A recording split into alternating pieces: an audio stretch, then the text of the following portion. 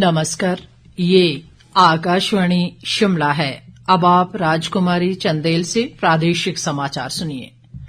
मुख्यमंत्री सुखविंदर सिंह सुक्खू ने माना है कि प्रदेश में इस समय स्वास्थ्य सेवाएं बहुत निचले स्तर पर हैं।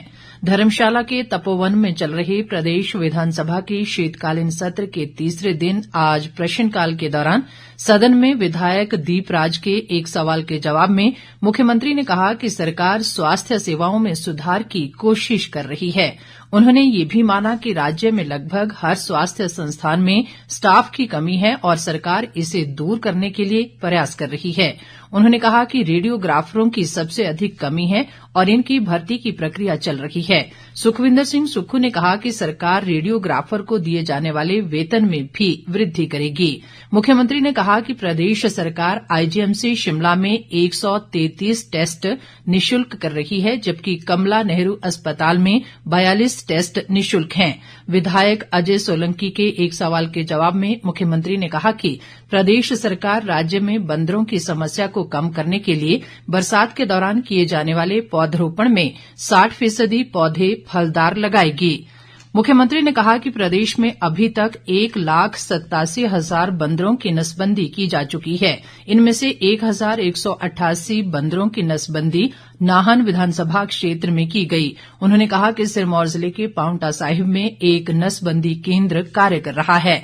मुख्यमंत्री ने कहा कि बंदरों के हमले से पीड़ित लोगों को राहत राशि देने का भी प्रावधान है। विधायक चंद्रशेखर के सवाल के जवाब में उप मुख्यमंत्री मुकेश अग्निहोत्री ने कहा कि एचआरटीसी में सुधार के लिए बड़े पैमाने पर प्रयास जारी हैं और निगम की आय में बढ़ोतरी हो रही है। उन्होंने प्रदेश की जीवन रेखा कही जाने वाली एचआरटीसी के सुचारू संचालन के लिए सभी लोगों, खासकर विपक्षी दल भाजपा का सहयोग मांगा है। अग्निहोत्री ने कहा कि एचआरटीसी के 96% रूट घाटे के हैं। इसके बावजूद निगम में न तो किसी कर्मचारी का वेतन बकाया है और न ही पेंशन की राशि बकाया है।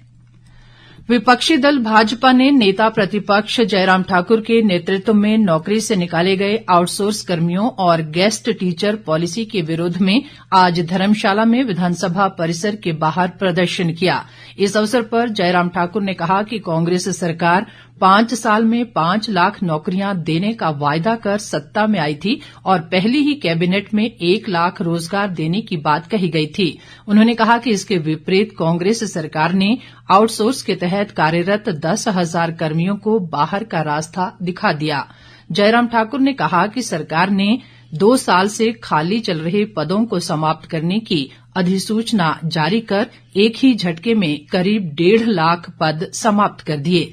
उन्होंने कहा कि विपक्ष प्रदेश सरकार की गेस्ट टीचर भर्ती पॉलिसी का विरोध करता है और प्रदेश के युवाओं के हितों की लड़ाई भाजपा सदन के अंदर और बाहर दोनों जगह लड़ेगी।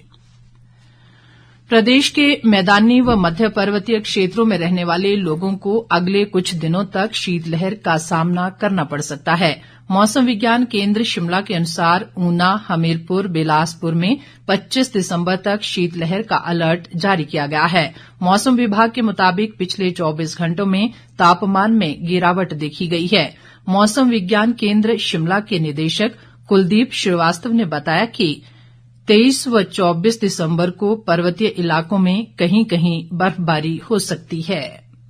हिमाचल प्रदेश के जो निचले इलाके हैं, मुख्य रूप से ऊना, हमीरपुर, बिलासपुर, वहां पे कोल्ड वेव की स्थिति और साथ ही चंबा और कांगड़ा में भी और मंडी जिले में भी कोल्ड वेव की स्थिति 1-2 स्थानों पे अगले 5 से 6 दिनों तक लगातार हमें देखने को मिलती रहेगी। लेकिन 27 तारीख से बाद इन सभी इलाकों में कोल्ड वेव से हमें राहत मिलने की संभावना है। स्नोफॉल की अगर हम बात करें तो स्नोफॉल मुख्यतः हिमाचल प्रदेश के लाहौल स्पीति जिले में और चंबा जिले के ऊंचाई वाले स्थान और किन्नौर के भी एक आध स्थानों पे हल्के स्तर की बर्फबारी हमें 23 तारीख को देखने को मिल सकती है और जो कि ये एक्टिविटी 24 तारीख की सुबह तक देखी जाएगी। बाकी सारे जिले लगभग 26 तारीख तक ड्राई रहने वाले हैं हिमाचल प्रदेश में। इसके साथ ही ये समाचार बुलेटिन समाप्त हुआ। हमारा अगला समाचार बुलेटिन आप सुन सकते हैं शाम 6 बजे। नमस्कार।